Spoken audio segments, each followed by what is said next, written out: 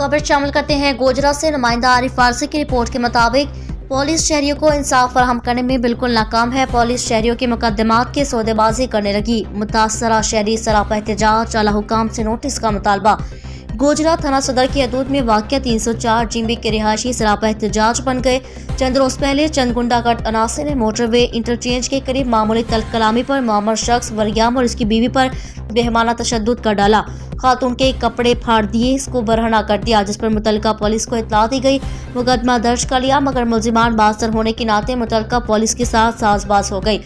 मुल्जिमान को तहफ़्फ़ुज़ फराहम करने लगी, जिसका इकरार मजरूबीन ने मीडिया से गुफ्तगू करते हुए कहा, जबकि पुलिस शहरियों को तहफ़्फ़ुज़ और इंसाफ फराहम करने में बिल्कुल नाकाम हो चुकी है।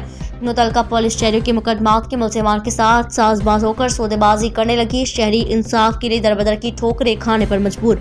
मीडिया से गुफ्तगू करते हुए मुतासर अफराद ने कहा, बासर अफराद ने हम पर हमला करके शदीद जख्मी कर दिया, जिसका मुकदमा थाना सदर गोजरा में दर्ज किया गया, जिसमें मुल्जिमान इमरान, अली, शहबाज अहमद और हसनात शामिल है, जिनको तशद्दुद करते हुए फुटेज में वाज़ेह तौर पर देखा जा सकता है।